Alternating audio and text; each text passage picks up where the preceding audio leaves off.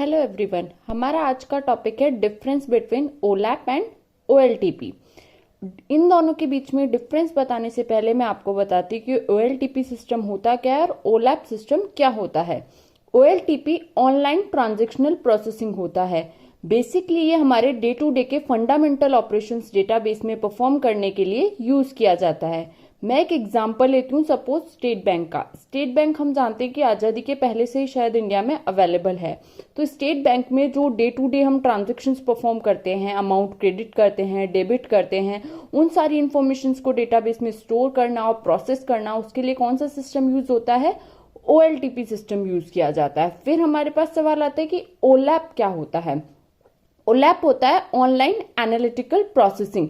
Basically ये historical data को analyse करने के लिए यूज किया जाता है। हम सेम एग्जांपल को कंटिन्यू करते हैं स्टेट बैंक को। स्टेट बैंक का जो डेटा था वो काफी सालों से उस बैंक में इकट्ठा किया जा रहा है। आजादी के पहले से बैंक है तो बहुत सारा डेटा उसके पास है।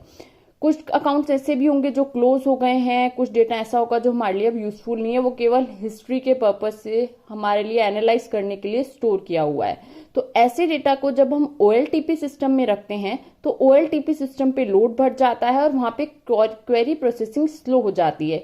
इसलिए उस डेटा को, हिस्टोरिकल डेटा को ओएलटीपी सिस्टम से मूव करके हम डेटा वेयर हाउस में शिफ्ट कर देते हैं। डेटा वेयर हाउस में उस हिस्टोरिकल डेटा को यूज करने के लिए ओलैप यूज किया जाता है। ओलैप उस डेटा का मल्टी डायमेंशनल व्यू प्रोवाइड करता है जिससे उस हिस्टोरिकल डेटा को एनालाइज करके कोई डिसीजन लेना इजी हो जाता है।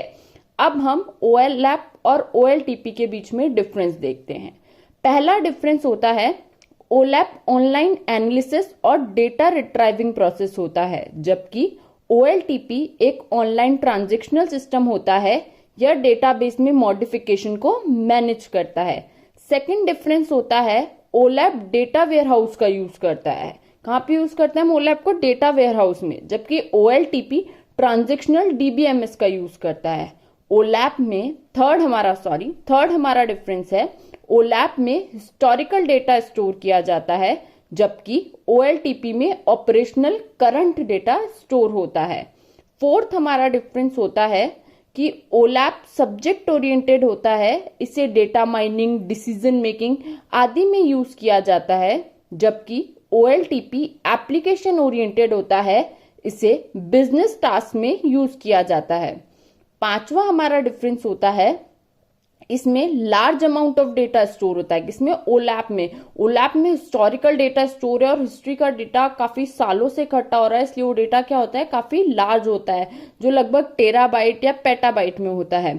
जबकि ओएलटीपी सिस्टम में डेटा का साइज ओलैप से स्मॉल होता है, क्योंकि उसमें हम केवल करंट डेटा को स्टोर करते हैं। ये सामान्यतः एमबी या जीबी में होता है। सिक्स डिफरेंस होता है, ओलैप में प्रोसेसिंग स्पीड थोड़ी स्लो होती है। इसमें सामान्यतः रिस्पॉन्स टाइम सेकंड से मिनट्स में होता है।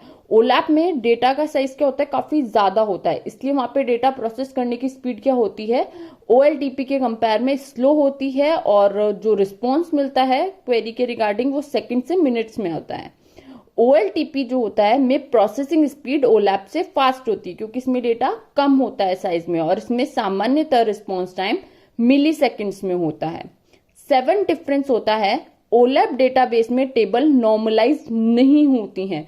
ओलैप में हम डेटाबेस का इतना स्ट्रांगली यूज नहीं करते हैं, इसलिए जो टेबल्स होती हैं उन्हें नॉर्मलाइज करने की हमें जरूरत नहीं होती है, जबकि ओएलटीपी डेटाबेस में टेबल नॉर्मलाइज्ड होती हैं।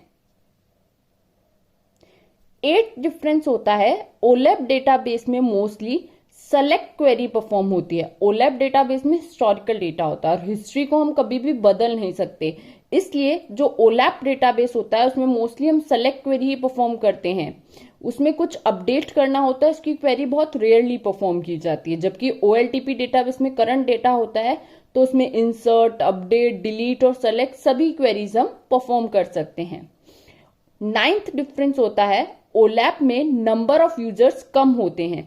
ओलैप जो होता है उसको केवल जो हाई लेवल पे जो आपके मैनेजर्स होते हैं वही उसको यूज कर सकते हैं। कोई आपका मैनेजिंग डायरेक्टर है, इस तरह के हाई लेवल पे जो लोग होते हैं वही इसे यूज कर सकते हैं, क्योंकि इसमें आपकी किसी कंपनी की हिस्टोरिकल वैल्यूएबल इंफॉर्मेशन स्टोर होती है। जबकि ओएलटीपी डेटाबेस जो होता है उसके नंबर ऑफ यूजर्स ज्यादा होते हैं, क्योंकि आप एक बैंक का ही एग्जांपल देखेंगे तो डे टू डे में कोई क्लर्क हुआ, मैनेजर हुआ, वो सब उस OLTP डेटाबेस को क्या करते हैं, एक्सेस करते हैं।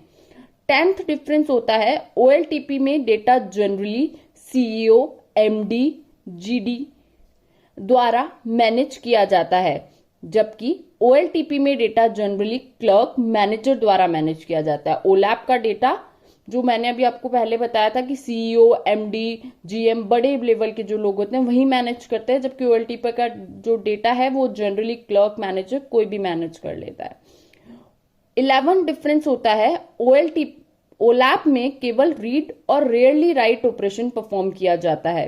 OLAP जो होता है वो हिस्टोरिकल डेटा है, इसलिए उसमें केवल हम रीड कर सकते हैं उसने डेटा को, राइट बहुत कम करते हैं जब हमें कुछ एडिशनल ऐड करना होता है उसमें, जबकि OLTP में रीड और राइट दोनों ऑपरेशन परफॉर्म किए जाते हैं। 12th डिफरेंस होता है OLAP में डेटा प्लानिंग, प्रॉब्लम सॉल्विंग और डिसीजन मेकिंग में यूज किया जाता है। OLAP का यूज किस में करेंगे, एनालिसिस क्यों करते हैं किसी भी डेटा को, ताकि हम कोई डिसीजन ले सकें, कुछ प्लानिंग कर सकें या किसी प्रॉब्लम को सॉल्व कर सके, तो उसके लिए हम किसको यूज करते हैं, OLAP को। जबकि OLTP day to day fundamental operations perform करने में यूज किया जाता है। 13 डिफरेंस होता है उसमें OLAP डेटाबेस फ्रीक्वेंटली मॉडिफाइड नहीं होते, इसलिए इसमें डेटा इंटीग्रिटी मेंटेन करने का कोई इशू नहीं होता है, जबकि OLTP डेटाबेस में डेटा इंटीग्रिटी मेंटेन करना जरूरी होता है। Thank you.